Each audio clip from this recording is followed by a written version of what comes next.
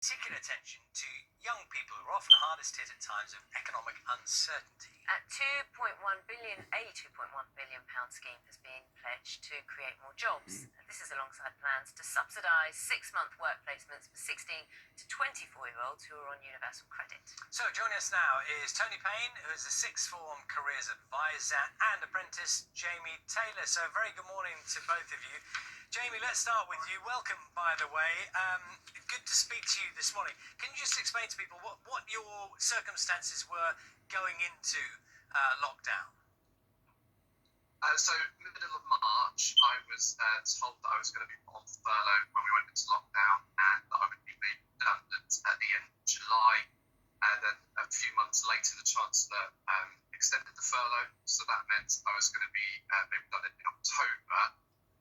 But now, obviously, from his announcement yesterday, it now means that my employer, RadioX, which is a commercial radio station in Exeter, they're going to be able to get a cash bonus because they need it. You know, they're in need of that now. And I'm also going to be able to stay on now till the end of January, which means I can hopefully complete my apprenticeship, which I'm doing currently at college, and it puts me in a much stronger and better position at the beginning of next year. Well, Jamie, I'm very pleased for you because this sounds like good news for you, and you've got a certain amount of certainty there. I'm interested. You say that your employer has already said it's the £1,000 job retention bonus that has meant they can keep you on. Have they said that explicitly? Yeah. So since the announcement, I got in touch with my boss there, and one of the things about the announcement, I know, especially with furlough stuff, extended furlough, sometimes all the details aren't kind of mentioned. So I do hope the Chancellor yesterday has announced everything he wants to announce. I really hope there's not a little thing down the line that kind of prevents us from doing this. But as far as I know, speaking to my employer at the station, he said that he's over the moon that he can obviously get paid for keeping me on, get that bonus, and I'm very happy because I get to stay on and hopefully finish my apprenticeship, which is what I was most worried about during this time. Tony, let's talk to you. Obviously, you'll be speaking to lots of students who are concerned about whether or not there will be placements out there, and whether or not there'll be worthwhile placements as well, useful placements. Where are you coming from on this? I think the whole programme itself is really positive. It breaks down really into four kinds of things. There's the kickstart, there's the increase in apprenticeships, the traineeships, and also there's the third year option if students want to stay on and do another year. The kickstart is fantastic. My worry is, though, that there's over 500,000 kids leaving sort of higher education at the minute. University students and sixth form students, they'll all probably go to sign on, claim universal credit. If there's something there in place, it has to be worthwhile. So I know it's going to be 6 months, but what we want is sustainable jobs. I think, though, there's a bigger picture than that. It's the fact that if you are unemployed, you're doing nothing, there's an area of mental health that needs to be addressed, whereby a lot of students feel demotivated, the self-esteem goes down, they lack a routine, they become very, very demotivated, and just having a job, even though it's for 6 months, can really sort of boost somebody. You'll be doing different things, you'll be meeting new people, your self-esteem will go up, you'll feel more positive, you'll have a worthwhile thing to do in life. So that in itself is a very, very worthy cause. In terms of apprenticeships, apprenticeships don't exist more than we have currently, and to suddenly then encourage people to create apprenticeships, you have to sort of understand why or how apprenticeships work. So if a business out there is thinking, yes, we'll just start an apprenticeship, it's not as simple as that. You have to actually liaise with a provider who will do the training for you, and there's a qualification. They go from level 1 up to postgraduate level 7s. So you have to make sure that that's done properly, and that would be fantastic if lots of companies do that. And maybe this £1,000 incentive will encourage people. As with the Kickstart stuff, all the placements, all the wages are taken care of by the government. So that is a real incentive for companies to start that. Tony, can I just ask you a specific one? Yeah, it's really interesting what you're saying there. On the Kickstart scheme, I mean, I know it's very early days. This announcement only made yesterday, but this will depend on employers offering up the opportunity, won't it? I mean, are you hearing anything from employers about whether they will take part in the scheme?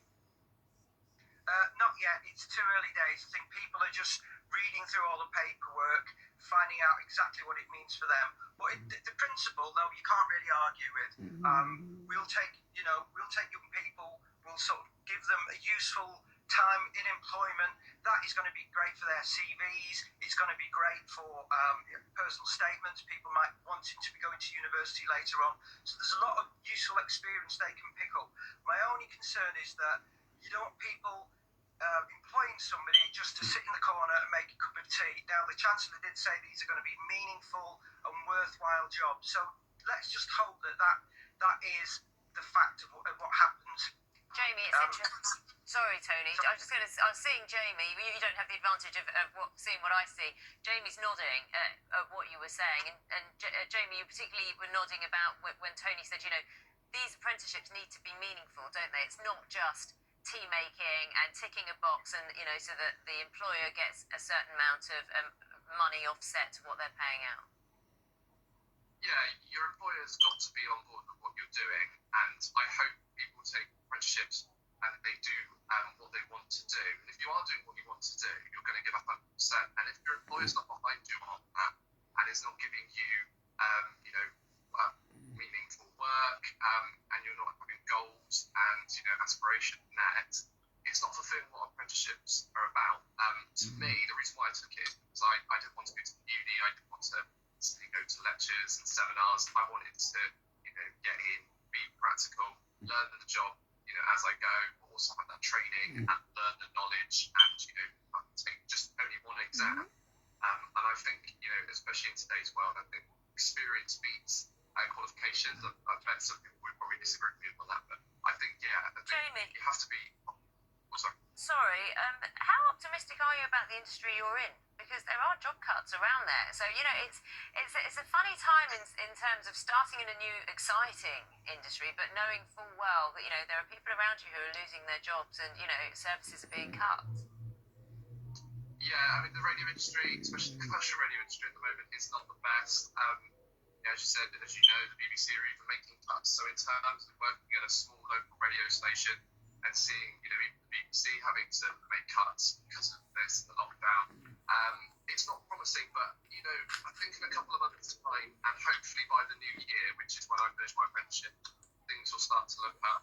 And, I think it will be okay. It's just, it is a shame, and a lot of jobs are being cut, and a lot of people are unfortunately losing their jobs. Tony, it's just, I have to say, it's lovely to see Jamie smiling today, and it's lovely, hear something good happening right now. It's very important that we make sure those stories are told as well. It's interesting, I noticed that a record of 40% of all UK 18-year-olds have applied to university just very recently, which is the biggest ever number at this point in the cycle for start in autumn. Tony, what do you make of those figures?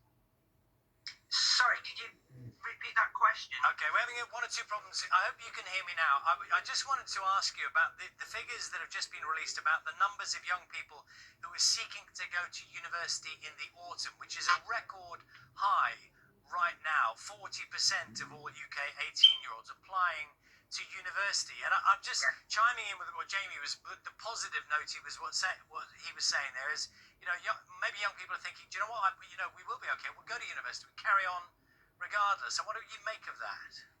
I think Jamie was right in one sense. University isn't for everybody. However, he will get qualified at the end of it. I think university is a whole experience.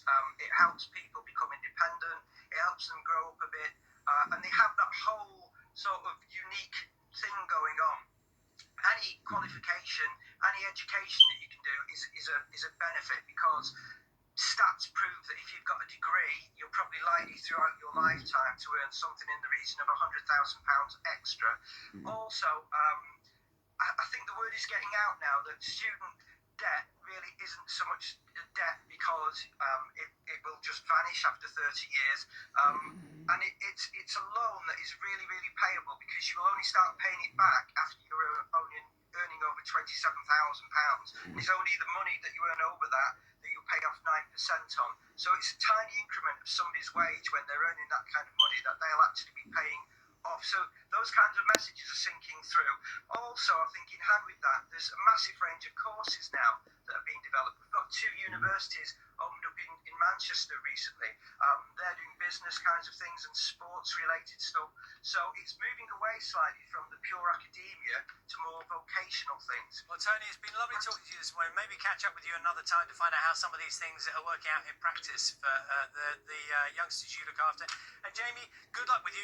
You've not gone down the university path. You're starting work straight away, so we wish you well. I'm glad it's working out for you at the moment. Thanks very much. Good luck, Jamie. Thanks very much. Oh, that was nice of Tony to wish Jamie good luck, wasn't it? Well, in amongst so many difficult things related to the economy and to jobs, it is sometimes good to concentrate for a moment on something that is working out for someone. Yeah, it's a really nice thing to do. It's 20 minutes past 8. Fair to say, I think it's been a fairly strange few months for all of us. Perhaps more so for children, though. They're learning to live with